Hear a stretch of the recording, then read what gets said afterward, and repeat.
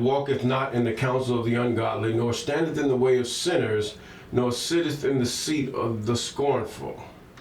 But his delight is in the law of the I am, and in his law doth he meditate day and night. He shall be like a tree planted by the rivers of water, that bringeth forth his fruit in his season. His leaf also shall not wither, and whatsoever he do shall prosper. Psalms chapter 1, verses 1 through 3. Yes. And let us go to the first chapter in Oshay, or Joshua. Joshua 1 and 8. And this book of the law shall not depart of thy mouth, but thou shalt meditate therein day and night, that thou mayest observe to do according to all that is written therein. For then thou shalt make thy way prosperous, and then thou shalt have good success. Yes, good morning, good afternoon, good evening. All praises to the Most High. We thank God for you, you, and you. And we also say, deliver me from the hands of evil spirits who have swayed the thoughts of men's hearts. Let them not lead me astray from thee, my God. Establish thou me and my seed, that we go not astray henceforth and forever. Jubilees chapter 12 and verse 20. Yes, we thank God for you, you, and you. Right now we're in the law. Yes, we are in the law. Some things we've skipped over because we're not in the land that we should be in. We're not in the land, and we're not redeemed from the hand of men. And Jerusalem is still devastated and desolated. And so we have to wait, whether you be a stranger or whether you be an actual child of Jacob by lineage. Still, we have to wait on the Most High for what he is about to do. Right now, we just came out of Leviticus chapter 11, the law concerning clean and unclean beasts that we should eat and not eat. You go back over that scripture again, because we have to really be holy before God, or have a heart. If we can't keep those things which he say, some things he say are very hard for us, as it wasn't that hard for those of that day, because everybody was doing it. The government was on one accord, and when things happened, they just did what they had to do, from the leper to everything else. But now we don't have Levitical priests. We don't have all of that, and definitely ain't no Isis, Yahushua, Yahusha, no priest. A man born out of Judah, and he's not even a born Levite.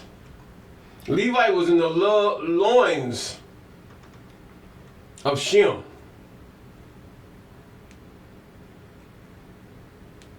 He was in the loins of Shem. Yes, and also in the loins of Eber. If you want to keep going. And from Eber on down to Abram. He was in the loins of Abram. Yes, all the way down until God had given him the inheritance that he should be the one to minister unto him and perform the things contained in the law, even some executions and judgments that Levi was appointed to do. But Levi has defiled himself. But God said that he would cleanse the sons of Levi. And this is going to happen. Apparently, it's going to happen. Regardless of some of you who think the woman is all of this and the woman should be is God and all this other stuff, you stand in blasphemy. When you die, you're going to find out what happens and why you have been in rebellion. You're going to look at the very entities that have caused you to think such a thing, because they have swayed the thoughts of men's hearts, even yours, woman. In other words, whatsoever things that God has said in his word is what we should cleave to. Or should I say, in the historical books that God have done and what he have orchestrated in the order that he's given. He's given the order himself, the man and the woman, and the child. Until the child is of age, that man will be of his own. That woman will be of her father or her husband, or even her brother or uncles, or whatever you have it, henceforth until he comes. No matter who you are, you can be of another religion, you still got to go by the law, because your ancestors knew about the law. Period. They knew. There's nothing fictitious about the law. It's just common sense, really, to tell you the truth. Now we're going to be in Leviticus chapter 17. We're going to that, and we're going to go to chapter 17, and we're going to start with verse 11. This part of the law. And he says right here, he says, for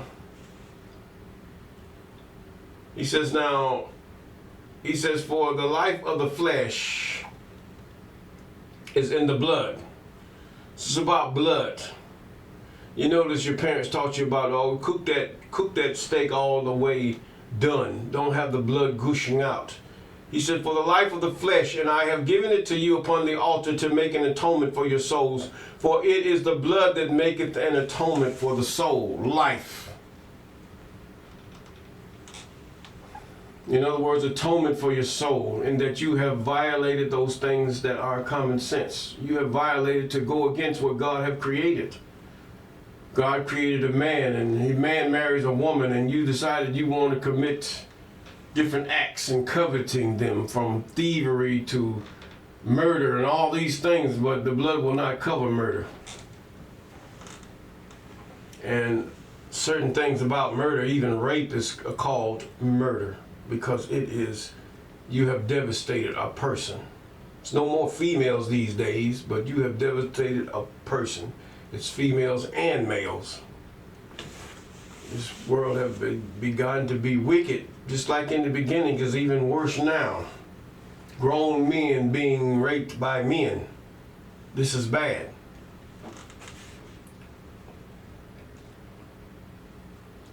How can that be? They'll fight. No. This is what happened. Even in the city that I lived in, there was two men in a bar, and they were military men, and one decided he wanted to put one of those drugs inside of his drink, and the man woke up inside of the hotel, and they knew by the DNA that came from him. It was an embarrassing situation. One was an officer and the other one was enlisted.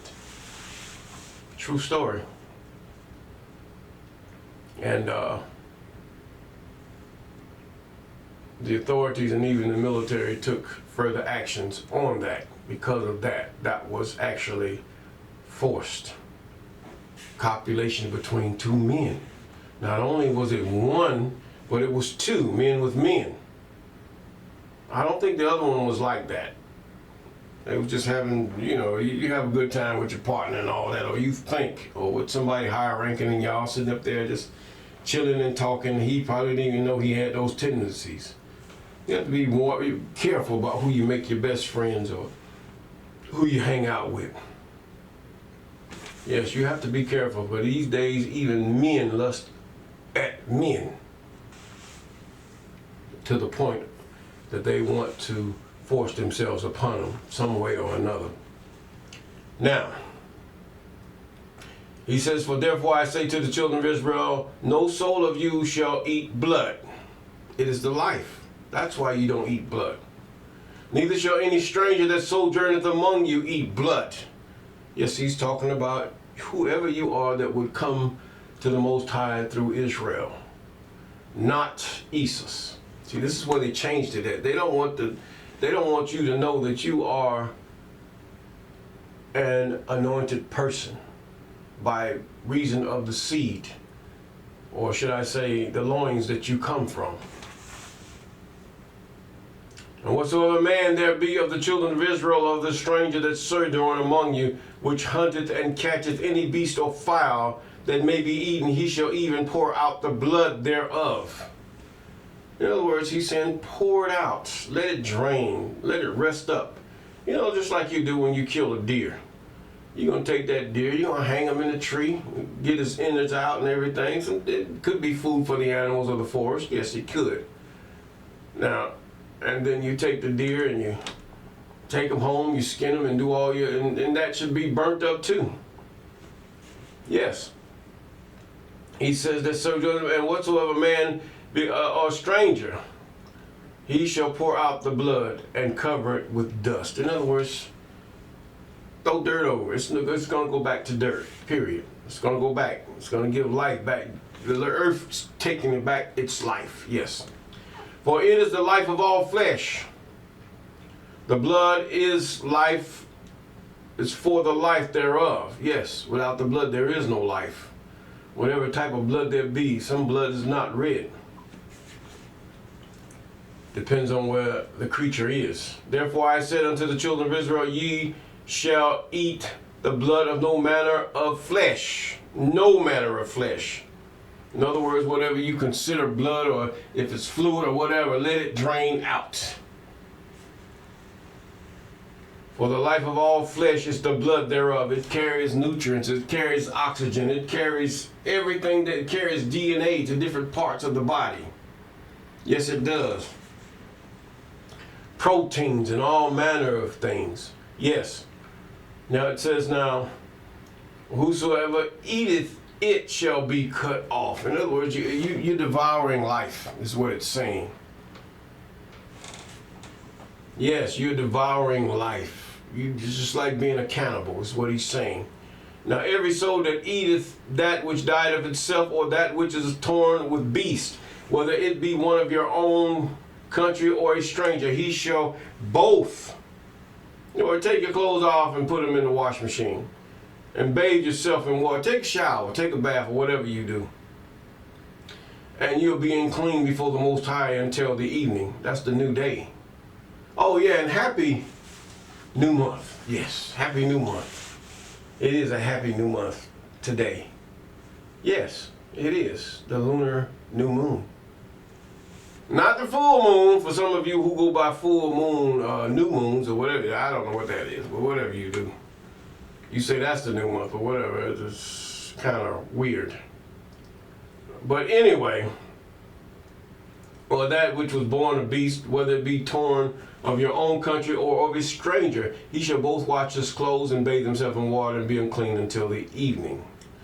But he says, if you do not wash them, this has happened, nor bathe yourself in flour, bathe his flesh, then he shall bear his iniquity or sin or transgression against the law. This is the law, period. Don't be eating blood like that, drinking blood, even liver.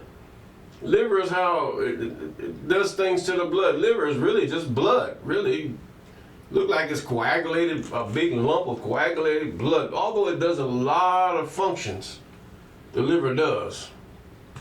I mean, it gives you your adrenaline, which is a good shot of sugar, so-called sugar.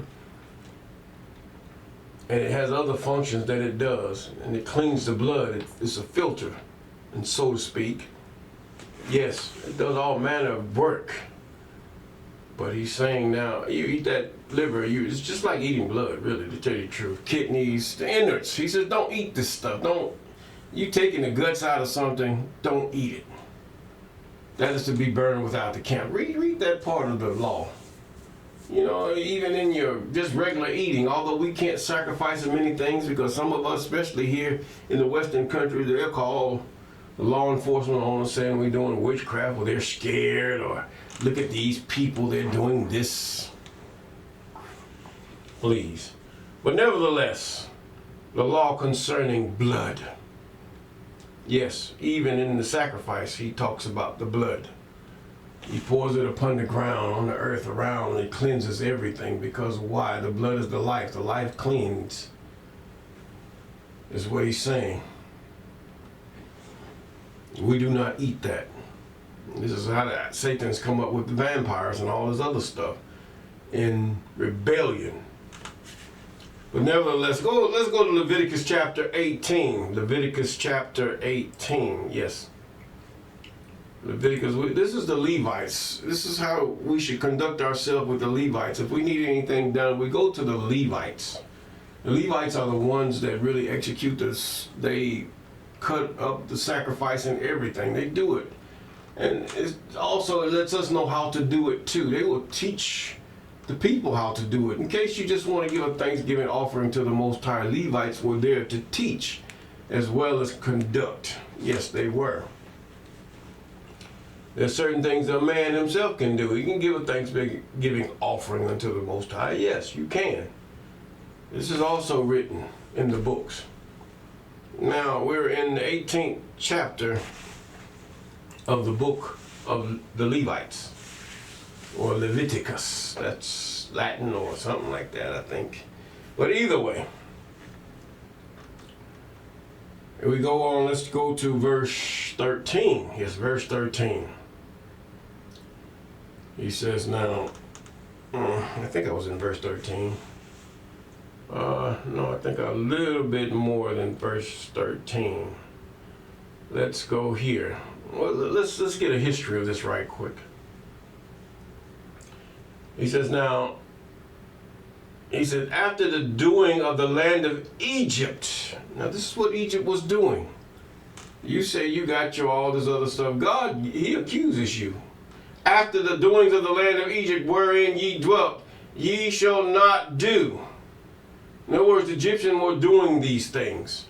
And after the doings of the land of Canaan, whither I bring you, ye shall not do, neither shall ye walk in their ordinances. This is what God is saying. They continue that practice. Ye shall do my judgments and keep my ordinances to walk therein. So these are ordinances. I am your God. Ye shall therefore keep my statutes and my judgments, which if a man do, he shall live in them. I am that I am. None of you shall approach unto any that is near kin to him to uncover their nakedness. I am that I am. The nakedness. Now he goes into detail on what he means right here. The nakedness of thy father. Regardless. Your father is your mother's, and you came from your father. So if you're a woman or a boy or whatever you are, no. Or the nakedness of your mother in the same sense. Thou shalt not uncover, she is thy mother. Thou shalt not uncover her nakedness. In other words, he's saying have sex with her, to make it plain so some of you can understand. The nakedness of thy father's wife, thou shalt not uncover. Your father can have more than one wife, just like what did Judah do? No, what did Reuben do? He laid with his father's wife, his concubine, or his wife, you can say wife. It's kind of confusing in that area, but either way. He lay with his father's wife, and what happened? The blessings went to Judah and Levi, according to the book of Jasher. That's how they received. The throne the scepter did not depart from Judah, and Levi was one who ministered unto the Most High. Yes, this is it. Okay? Thou shalt not uncover, not your father's wife. Judah did that stuff. And the nakedness of thy sister, the daughter of thy father or the daughter of thy mother.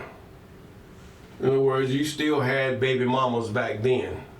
You still had single parent mothers back then. That she might have had been divorced and she decided she was going to she had children by another man. She married again. Because you had to be married to do that. Now, the daughter of thy father, in other words, your father might have had many wives. He might have had more than one wife, or he might have been divorced and got another wife. No, that's your sister. You're not going to do. Y'all came from the same seed. Can't do that. Or your mother, or of thy mother, whether she be born at home or born abroad. No, it doesn't matter where your mother, your daughter, your sister, or your brother was born. You will not lay with your sister. Even their nakedness thou shalt not uncover. No, you don't do that stuff. That's why it's so good. If you had children's man or children, woman, and they with their father, you got to let their siblings know. Whether you got married to another man, and they have to see their sister. They have to know who they are. else you would have called them to commit abominations. And this has happened before. This has happened to some people. Or they mistakenly married a sibling they did not know. This is why it's so important. Marriage is so important. And even much so to be responsible and accountable in your marriage and your relationships to your children. Now, he says, now, the daughter of thy mother, whether she be born at home or born abroad, even their nakedness thou shalt not uncover. The nakedness of thy son's daughter or thy daughter's daughter, even their nakedness thou shalt not uncover, for that is thine own nakedness. The son's daughter, that's your granddaughter. Or your daughter's daughter, that's your granddaughter. What is wrong with you? Regardless, whether you divorce or what, they should know who is kin unto them. So they do not marry and do this, or lay with each other and do this abomination unto the Most High, before the Most High. Now even their nakedness thou shalt not cover, for it is thine own nakedness. 11. The nakedness of thy father's wife's daughter. You are a stepson. You are a stepson. If your father marries another woman and she has a daughter by another man, another baby mama, she was a single parent or whatever you want to call it. No, boy, you cannot marry, you cannot have sex with your father's wife's daughter. You cannot marry her. She is thy sister by what? Marriage. She is your sister. Thou shalt not uncover her nakedness. Thou shalt not uncover the nakedness of thy father's sister. She is thy near kinswoman, your auntie. Thou shalt not uncover the nakedness of thy mother's sister. She is thy mother's near kinswoman, your auntie. No. No matter how she tried to entice you, little boy. No. Leave it alone. Run. Tell your daddy. Tell your mama. And let them handle it from there. Because some of these people will not relent in their trying to get you to lay with them. Look at Joseph. That was not his near kinsman, but look at her. She was relentless until she just really understood that if she can't have him, nobody can have him, even though she was married. Thou shalt not uncover the nakedness of thy mother's sister. She is thy mother's near kinswoman. Some render it aunt. Thou shalt not uncover the nakedness of thy father's brother, little girl, woman, your uncle. Thou shalt not approach to his wife, she is thine aunt. Although he is a blood kinsman and his wife is not no kin to you at all, that still is adultery, number one, because you laying with another man's wife. And number two, God says you just had 2 strikes in judgment, which really is death. Thou shalt, God is clarifying this thing so that people can find loopholes in any law. They'll find and try to, even the devils. So you have to, you have to be the judge of the law of the Most High. Because he gives you details here on what you can do and what you shouldn't do. And it's very disrespect. It's just respect in family. It's respect to keep and know who your family are. That is just respect. And this is what God's saying. Not only it's worthy of death, but it's also you have lost respect and you coveted something that wasn't yours. So you committed adultery. You lied, you cheated, you steal. Adultery is another way for stealing.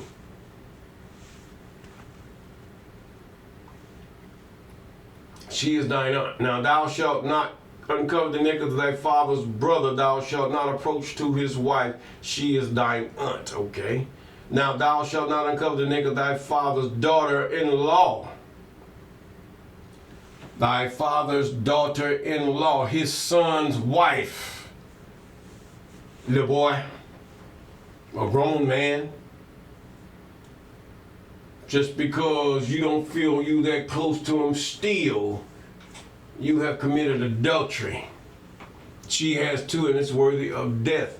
But regardless, so that you might know the measure by which you are judged, this is written. It's the measure. God is not trying to control you. He's trying to show you how to have respect towards your brother, how to love your brother as yourself. That's what he's doing. Thou shalt not uncover the nakedness of thy daughter-in-law. She is thy son's wife. Thou shalt not uncover her naked. These things the Egyptians and Canaanites did. And they didn't see no wrong with it. Apparently, according to this narrative, they didn't see no wrong. He said, no, you're not going to do this. Now, you had Cain. He laid with his sisters, but that was to replenish, not replenish, but plenish the earth. Where they get replenished from, I think that's a translation misnomer. There is no such thing as replenish the earth with that narrative, when they were the only ones created according to that. That doesn't make sense, to tell you the truth. It's put there to trip you up. And says, look, don't have copulation with your father's brother, little girl. Thou shalt not approach to his wife, boy. She is thine aunt. Thou shalt not uncover the nakedness of thy daughter-in-law. No, that's your son's wife. How sick can you get? She's thy son's wife. Thou shalt not uncover her nakedness. Now, some of these they would lay down just out of respect, or just like David laid with Bathsheba, because you are who you are. But the fact is, he put the responsibility on you whom he's addressing. Child of Jacob, so you call yourself.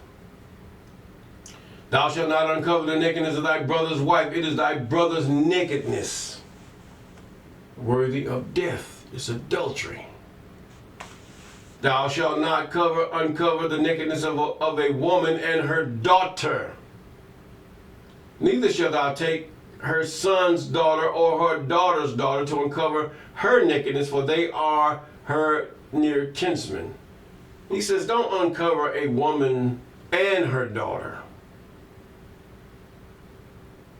Either way, it's either fornication, and when you take a daughter, it's either worthy of death. Yes, it is. Neither shalt thou take thy son's daughter or her daughter's daughter to uncover the nakedness, for they are their near kinswoman. It is wickedness. Neither shalt thou take a wife to her sister. Neither shalt thou take a wife to her sister, to vex her, to uncover her nakedness beside her in her lifetime. Don't take a wife to her sister. What is that saying? You see how this translation just mess everything up? It will get you all confused the way they do it. This is really intentional. Don't take a woman's sister to wife, to vex her, to uncover her nakedness besides the other in her lifetime. In other words, don't marry two women that are sisters. This is what he's saying. Yes, it sounds like it's okay, but it's not. They say sister wife. No, not that kind of sister wife. It troubles a woman if you take her sister, because then they're in competition with each other. Thou shalt not approach unto a woman to uncover her nakedness as long as she is put apart for her. In other words, for some of you, you have to make it plain. Her period. Do not uncover a woman in the time of her period or her cycle. Leave it alone. And woman, no matter how you feel, no, it's not so. Moreover, thou shalt not lie carnally with thy neighbor's wife to defile her with thyself. In adultery, it's adultery. You've coveted your neighbor's wife. You've coveted things that are not yours. Your uncle's wife or your aunt's husband. These things the Egyptians did and the Canaanites did. He said, no, you're not going to do like this. Let's continue. And we're going to finish this up. He says, now, here's another one. He says, and thou shalt not let any of thy seed pass through the fire to Moloch, neither shalt thou profane the name of thy God. I am that I am. Any of thy seed, no, none of your children pass through the fire. And you got some of these people in certain countries, they will walk through the fire themselves. And who is that unto? The same person spoken here. Thou shalt not lie with mankind as with womankind. It is an abomination. Homosexuality. Yes. Man copulating with man. I'm not sugarcoating this for no platform. It says it right here. You just might as well just get rid of the Bible. Period. It's what we named it, and it's what it's called. He said that is an abomination to the Most High. And when it says abomination, it's worthy of death. Neither shalt thou lie with any bestiality, to defile thyself therewith, neither shall any woman stand before a beast to lie down thereunto. It is confusion. This is under adultery. You can put this under the heading of adultery because it is it's apart out of the marriage. It's apart from marriage, just like the rest of them. You're walking out of the marriage. You are the marriage, whether you're married or not, still you're walking what is supposed to be among married man and woman.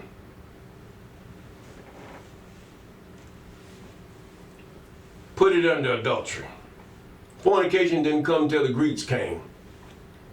Adultery was the translation that happened before the Greeks came. And they left it that way. Yeah, they did. But they tried to dress it up. You have to look at this Greek translation stuff, and it gives God sons where God is not a son. He doesn't copulate with any woman. God is not a man, neither a woman. God is a spirit.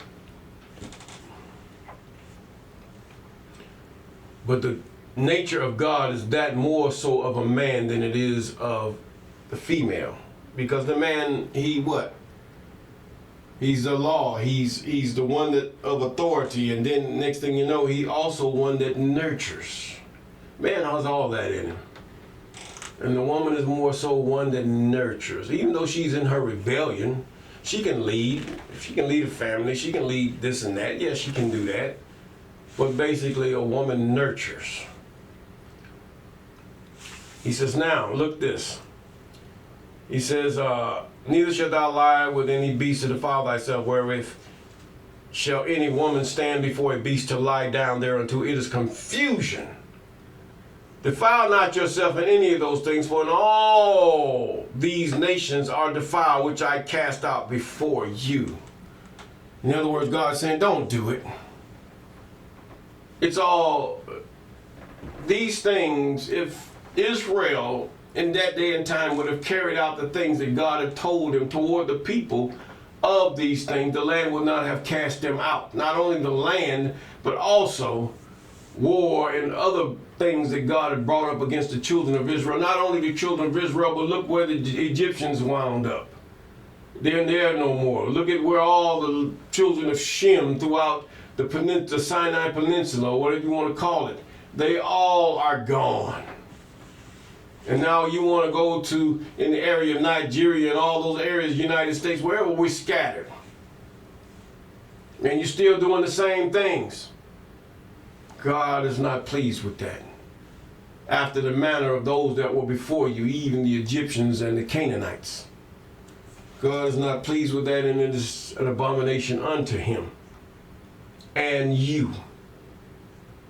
because your way is God's way, and this is how God is going to choose that anointed people that are clean from their sin, and they will come back and judge the whole earth, because it is God that will sentence each one. And this tells you the sentence. But God has an eternal sentence by this law, which is a measure of holiness and love. Yes, it is. And if we keep these commandments, statutes, and ordinances, we will have peace.